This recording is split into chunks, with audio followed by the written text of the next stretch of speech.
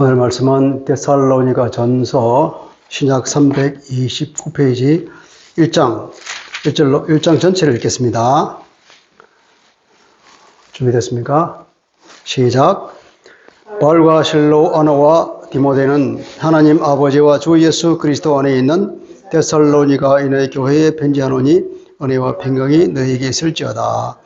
우리가 너희의 모두로 말미암아 항상 하나님께 감사하며 기도할 때에 너희를 기억하면 너희의 믿음의 역사와 사랑의 수고와 우리 주 예수 그리스도에 대한 소망의 인내를 우리 하나님 아버지 앞에 끊임없이 기억함이니 하나님의 사랑하심을 받은 형제들아 너희를 택하심을 아노라.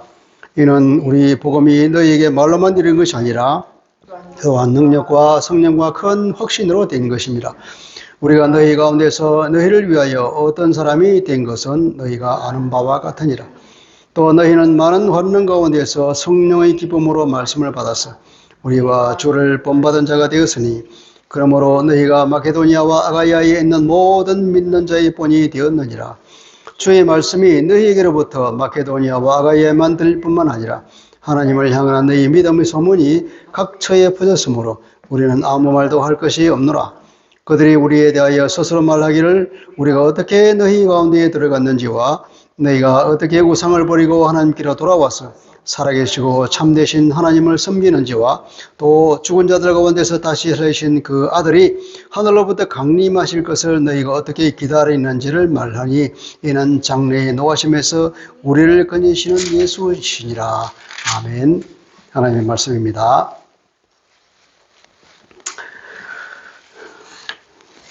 여러분, 꽃은 향기가 있죠. 향기가 없는 꽃도 있지만 향기가 많이 나는 꽃을 여러분 방에다가 갖다 놓으면 어떻게 해야 됩니까?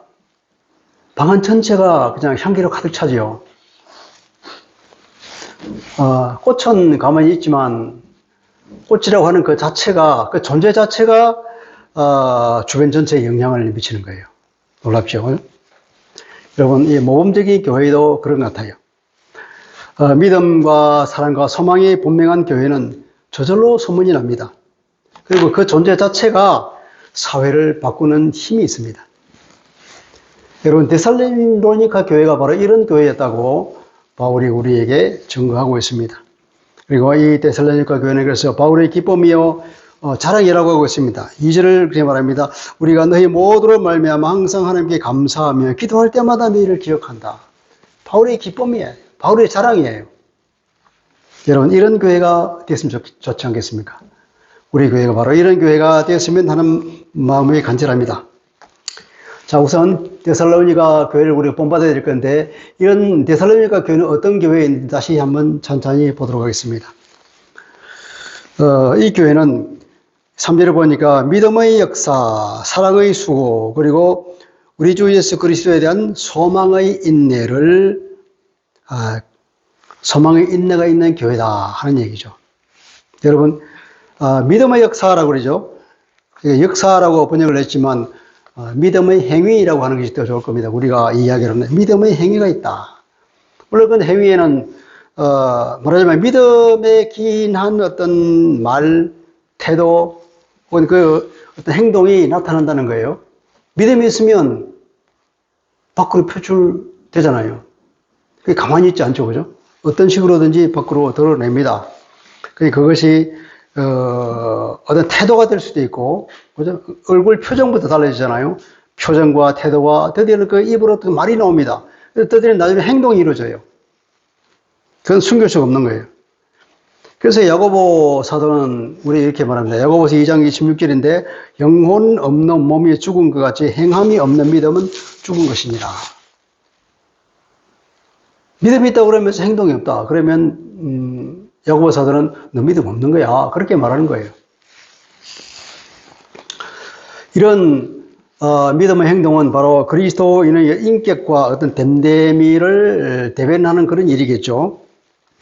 나아가서는 하나님께서 맡기신 일을 하는 겁니다. 데살로니가 교회에서는 어떤 증거가 있으냐 그러면 9절에 보니까 그렇게 말합니다.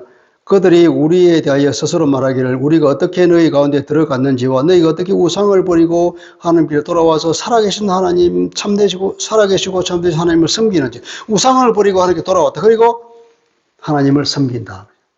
그런 일이 믿음의 생이니까 그런 일이 생기는 거예요. 우상을 철폐합니다. 그죠? 핍박 속에서도 믿음을 지켰죠.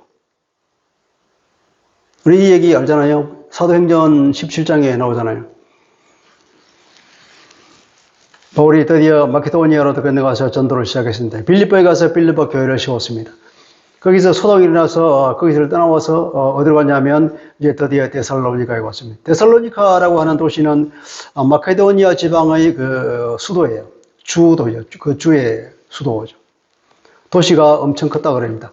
그 당시 2000년 전에 그 인구가 얼마 20만 명이 넘었다 그래요. 어마어마한 도시잖아요. 그리고 그 도시로 뭐가 지나냐면은 그 당시에 고속도로가 지난 거예요. 비아 에그나티아인가? 그 당시 고속도로가 지나가는. 그러니까 교통의 중심지고, 어떤 정부가 그 고속도로를 통해서 실시간으로 교차되는, 왔다 갔다 하는 그런 중요한 도시죠. 근데 거기에서 전도를 했는데, 이 유대인들에 일어나서 발작을 하고 난리를 떨었다 그러죠. 그래서, 바울 일행은 거기서 불과 세 안식일만 복음을 전하고는 거기서 떠나야 했습니다. 그 정도로 그들의 핍박이 난리가 난 거죠. 그럼에도 불구하고 그들은 거기서 복음을 받아들였다는 거 아니겠습니까? 놀라운 일입니다. 그 핍박 가운데서도 믿음을 지키고 그리고 전도와 믿음의 소문이 그 온 세계에 다 퍼졌다 그럽니다. 8절입니다. 주의 말씀이 너희에게로부터 마게도니아와 아가야에만 들릴 뿐 아니라 하나님을 향한 너희 믿음의 소문이 각처에 퍼졌다. 너희 하나님을 향한 너희의 믿음이 각처라고 하면 마케도니아, 아가야뿐 아니라 각처라고 하죠. 그 당시에 마케도니아와 아가야는 우리가 보면은 그 밑에 그리스 발칸 반도죠. 거기서 북쪽으로 그 마케도니아 그 전체뿐 아니라 이제 각처라 그러니까 옆에 로마로 갔고 또 동쪽으로는 소아시아와 심지어는 유대 지방에까지 다 들린 거죠. 왜냐하면 거기가 고속도로가 있어서 그 옛날에도 불구하고 그렇게 빨리 소문이 퍼졌다는 겁니다.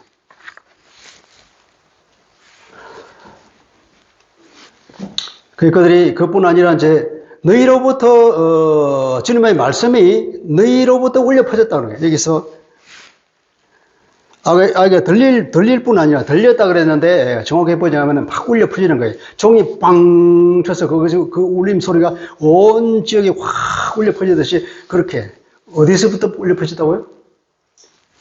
너희로부터.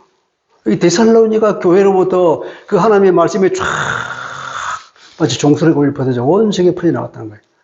그건 뭔 말입니까? 그들이 전도했다는 거죠. 결심으로 말씀을 복음의 정인된 역할을 했던 겁니다. 그러니까 그렇게 말씀이 울려 퍼졌다. 복음의 말씀이 울려 퍼졌다는 거예요. 그것이 바로 그들의 믿음의 행위라고 볼 수 있겠죠. 그리고 그들은 두 번째로는 사랑의 수고가 있다. 사랑의 수고가 있는 거예요. 수고라고 번역된 이 수고는 굉장히 고된 노동을 표현할 때 쓰는 단어라고 합니다. 사랑의 고된 노동을 했다. 사랑이라는 것은 희생적인 일입니다. 자기에게 뭔가를 나가야 돼요. 자기에게 뭔가 나가지 않는 것은 사랑이라고 할 수 없죠. 제일 먼저 뭐가 나갑니까? 육체적인 에너지가 나가잖아요. 노력을 해야 되죠. 두 번째로는 자기 시간을 투자해야 됩니다. 그것뿐입니까? 돈도 투자해야 됩니다. 그리고 또 많은 감정 소모가 있습니다. 얼마나 이게 고된 노동입니까? 굉장히 힘든 일이에요. 그런데 사랑의 수고라는 것은 이것이 고통이 아닌 겁니다. 고된 일이긴 하지만 기뻐서 하는 일이에요. 여러분 어린애를 갓난아기를 돌보는 그 엄마를 봤습니까? 얼마나 고통스러운 일입니까? 얼마나 힘든 일입니까? 그렇지만 이 어머니는 그것이 하나도 고통스럽지가 않아요. 고통이 아닙니다. 힘들지만 고통이 아니에요. 그것이 바로 사랑입니다.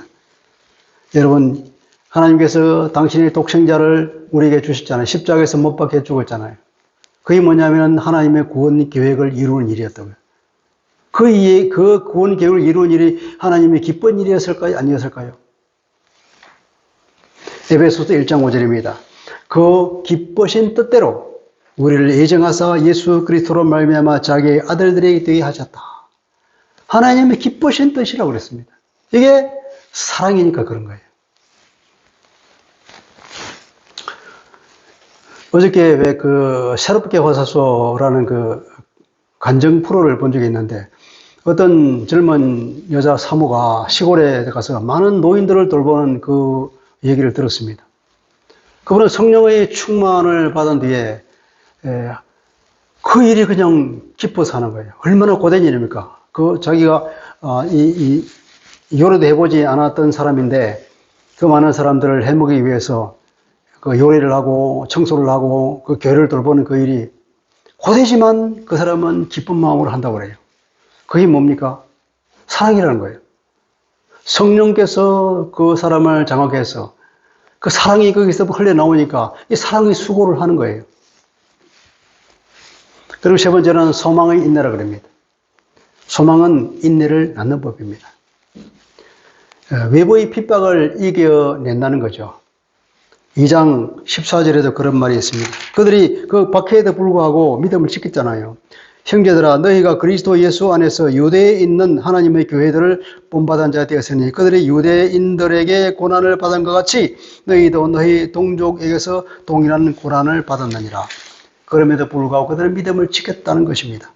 그 소망이 있다는 거예요.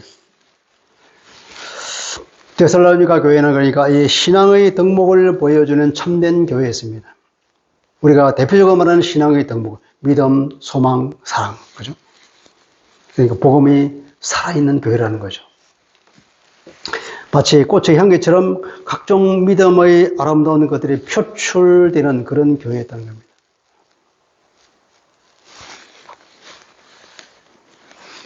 그래서 이 교회는 주님의 칭찬을 받는 교회가 되었습니다. 주님은 바울을 통해서, 그죠? 바울을 통해서 칭찬과 격려를 아끼지 않았습니다. 4절을 볼까요? 하나님의 사랑하심을 받은 형제들아 너희를 택하심을 아노라. 하나님의 사랑하심을 받은 자. 그리고 하나님께서 너희를 택하였다. 너희는 택하심을 받은 교회라는 것을 나는 확신한다. 그렇게 말하죠. 여러분, 하나님의 사랑하심을 받은 자. 그리고 택하심을 받은 자. 이 얘기는 구약에 나오는 용어입니다.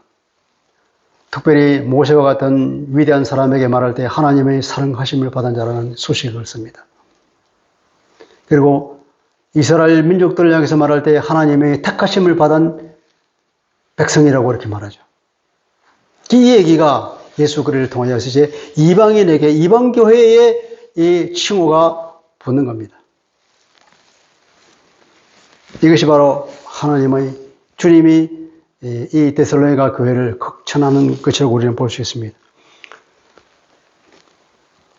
나는 이 데살로니가 교회 여러분들, 여러 성도들이 바로 하나님의 택하심을 받을 것을 나는 확신한다. 그렇게 말하고 있습니다. 6절에 보면 또 너희는 많은 환난 가운데서 성령의 기쁨으로 말씀을 받았다. 그랬습니다. 그들은 큰 기쁨 속에서도 큰 박해 속에서도 기쁨으로 말씀을 받았습니다. 이 데살로니가 교회에 대한 전도는 정말 유래를 쳐다보기 힘들 정도로 짧은 기간에 새 주일은 새 안식일을 그랬잖아요. 무리가 회심을 했습니다. 회심했는데 이 짧은 기간 동안에 많은 사람이 회심했어요. 사도행전 17장 4절에 보면 이런 말이 있습니다. 경건한 헬라인의 큰 무리와 적지 않은 귀부인들이 그렇습니다. 보통 남자들만 있는데 여자들도 들어왔는데 귀부인들이 들어왔다. 그리고 경건한 헬라인들의 큰 무리, 불과 3주밖에 전도를 안 했는데 수많은 사람들이 또 몰려와서 하나님의 말씀을 받고 회심하고 거기는 많은 귀부인들도 들어왔다고. 이런 일이 정말 대단한 일이잖아요. 우리 교회도 이런 전도 역사가 있으면 얼마나 좋겠습니까? 이건 성령의 역사가 아니면 있을 수 없는 일이죠. 그죠? 이 특이한 전도죠. 말로만 전도한 것이 아니라 바울은 그렇게 간증하기를 능력과 성령과 큰 확신으로 복음의 말씀이 너희들에게 전해졌다. 그렇게 말하고 있습니다. 5절에 그렇게 말하죠. 성령의 특별한 개입함이 있었다는 내용이죠. 복음이 전파된 방식이 다른 데하고 다른 거예요. 특이한 거예요. 능력, 성령의 능력이죠. 성령의 인도하심이죠. 그리고 큰 확신, 성령께서 역사하시니까 복음을 전하는 자에게도 강력한 확신이 있었고 복음을 받는 사람도 큰 확신이 있었고 그래서 하나님을 자기가 섬기던 우상을 버리고 철폐하고 하나님께로 돌이키는 역사가 있었던 것입니다. 그리고 또 하나 중요한 것은 5절 후반부 보면은 5절에 얘기해 우리는 우리 복음이 너희에게 말로만 이런 것이 아니라 또한 능력과 성령과 큰 확신으로 된 것이다. 그리고 또 뒤에 붙어있는 말이 우리가 너희 가운데서 너희를 위하여 어떤 사람이 된 것은 너희가 아는 바와 같다. 이게 무슨 말이냐? 너희가 아는 바와 같이 우리가 너희들을 위해서 어떠한 삶을 살았는지 바로 그것이 이런 큰 역사를 일으킵니다. 이 말이에요. 전도는 그렇게 한다는 거예요.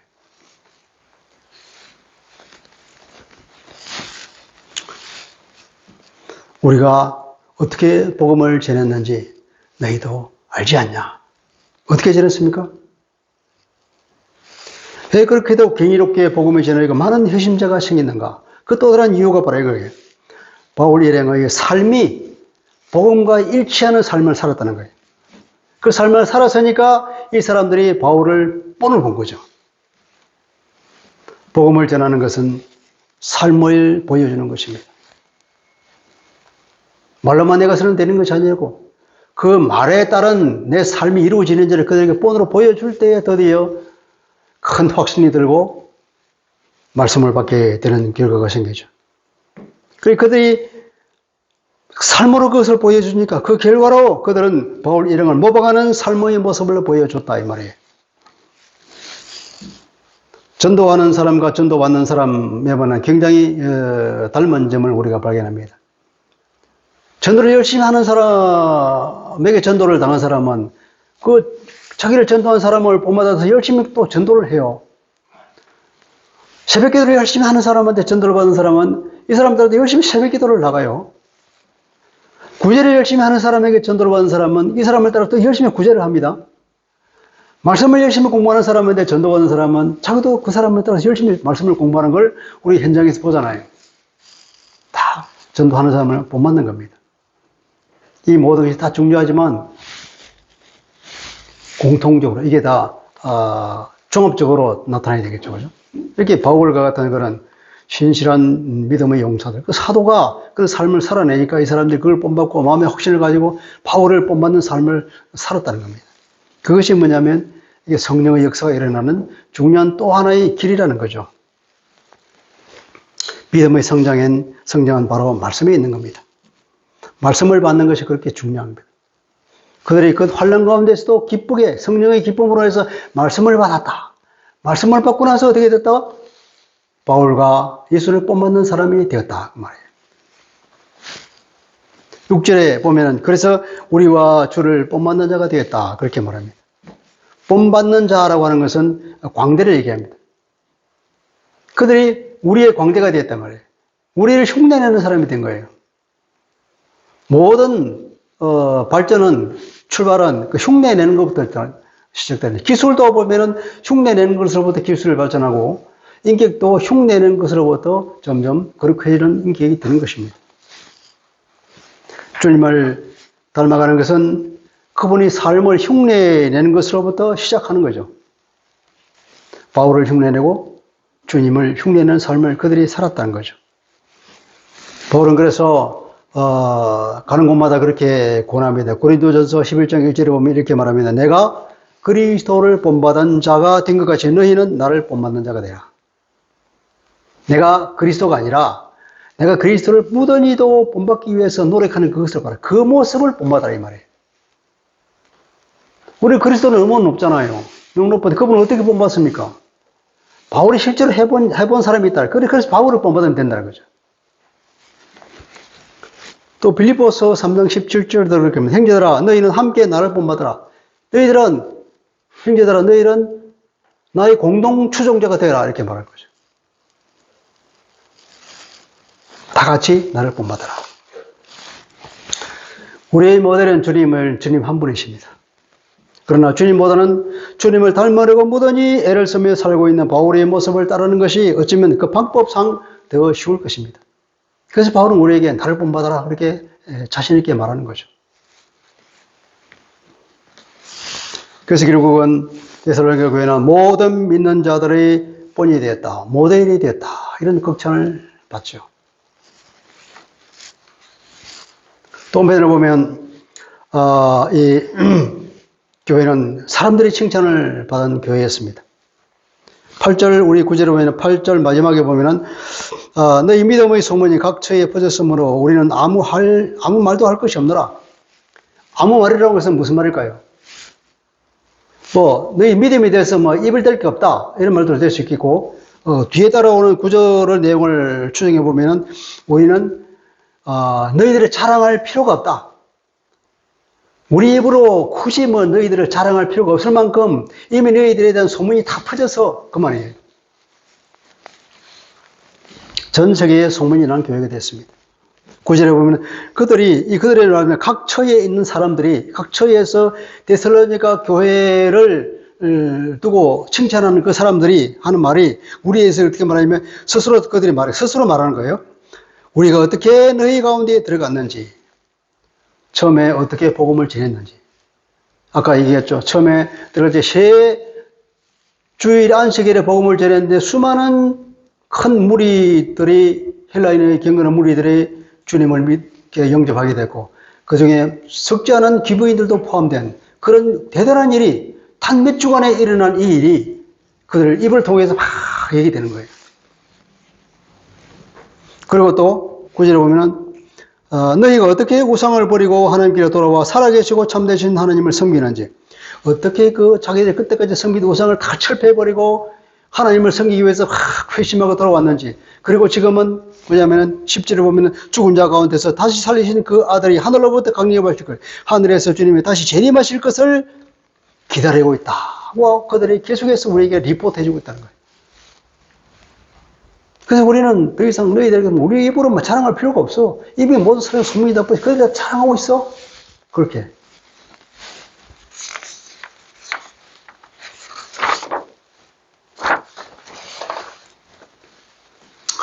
마케도니아와 아가이아 그리고 그뿐 아니라 모든 곳에 소문이 다 나서 각처로부터 칭찬을 받는 교회가 됐습니다. 그 당시 각처로 가면은 마케도니아와 아가이아뿐이 아니라 서쪽으로는 로마가 있겠죠. 그리고 동쪽으로는 소아시아, 더 나아가서는 팔레스타인 지역까지 당시로서 전 세계에 소문이 나고 칭찬이 자제했던 교회입니다. 각지에서 사람들이 보고가 들어오는 거죠.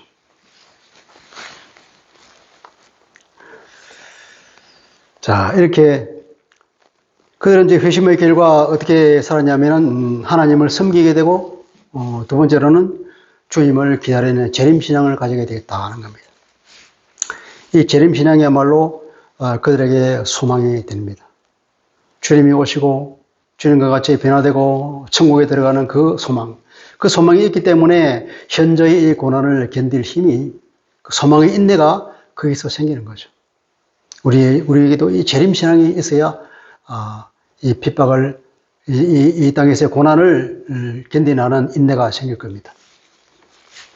재림신앙, 다시 말하면 주님께서 부활하신 거죠. 주님이 부활하셨다는 것. 주님이 다시 재림할 것이라는 것. 이것이, 그리고 우리가 주님의 영광이 우리도 함께 들어갈 것이라는, 그것이 우리에게 소망이고 우리의 큰 자랑이요 또 우리의 재산이잖아요. 그것이 있기에 우리는 이 땅에서 능력한 삶을 살아갈 수 있고 이곳에 대해서 너그러운 삶을 살아갈 수 있고 핍박이 오더라도 견딜 수 있는 인내가 생기는 거죠. 이 데살로니가 교회는 그렇게 믿음의 본으로서 사람들의 칭찬을 받았습니다.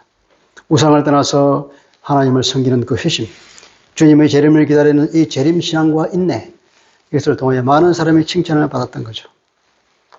말씀을 정리해 보겠습니다. 데살로니가 교회는 하나님의 칭찬을 받는 특별한 교회였죠. 현재 모습은 복음이 살아있는 교회입니다. 믿음의 행위가 밖으로 나타나고 있으며 사랑의 헌신이 있고 그리고 재림신앙에 대해 기초한 소망의 인내가 있는 교회였다는 겁니다. 그 이유는 뭐였냐면 핍박 가운데서도 말씀을 받았다는 거예요. 말씀을 받았기 때문에 바울과 주님을 본받는 교회가 됐고 모든 믿는 자들의 모델이 되었다는 거예요. 그 기제는 바로 말씀에 근거하고 있는 거예요. 그리고 그 결과 그들의 믿음과 회심과 이 재림신앙이 온 세계에 소문이 나게 되었다는 거죠.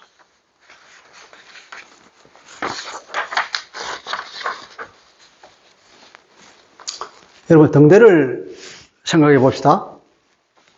등대는 배를 끌지 않지만 많은 배를 살립니다.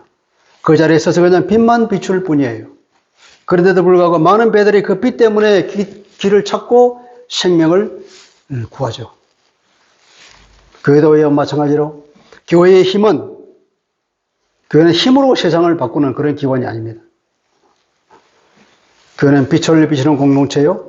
하나님의 구원 사역에 동력을 한 이 땅의 신인류란 말이죠. 하나님의 구원 사역에 같이 동참하는 새로운 인류로서 이 교회가 어떤 일을 해야 될 것인가.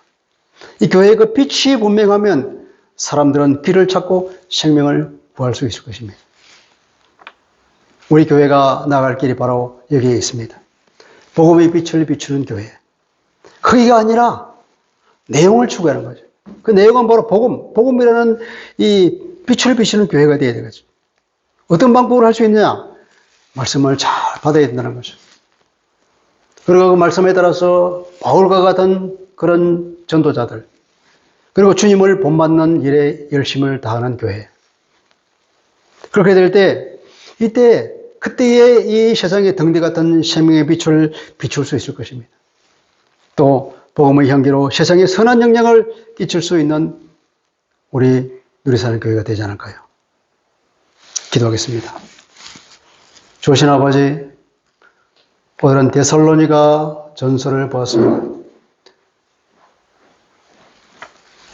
바울과 그 일행, 데살로니가 복음을 전했던 그 사람은 데살로니가 교회를 참 자랑스러워하고 있습니다. 그것은 바로 불과 3주밖에 전도를 하지 못했는데 그들이 그 어려운 환경 가운데서도 복음을 듣고 하나님의 말씀을 얻어서 그들과 주님을 본받는 사람이 되었으며 그 밑에 온 세상에 소문이 난 것입니다. 그것은 바로 그들이 전하는 그 복음이 능력으로 증거되었고 성령으로 증거되었고 큰 확신 가운데 증거된 특이한 면이 있다고 했습니다. 그것은 바로 성령의 역사가 있은 것이었고 또 복음을 전하는 이 바울 일행들이 말씀에 따라서 사는 그 본을 보여주었기 때문에 그들이 그 말씀을 받고 바울 일행과 같은 삶을 살았던 것입니다. 이 교회가 바로 하나님의 칭찬을 받는 교회요. 온 세상의 칭찬을 받는 교회요. 모범적인 교회였습니다. 우리 누리사람들도 이러한 교회가 되기 위해서 말씀을 받고 주님을 본받는 일에 열심을 품고 그래야 우리가 스스로 빛이 나서 예수 그리스도의 향기를 온 세계에 비춰나가서 생명의 빛을 비추는 교회로서 이 세상을 살리는 교회가 되게 하여 주옵소서. 예수 그리스도의 이름으로 감사하며 기도합니다. 아멘.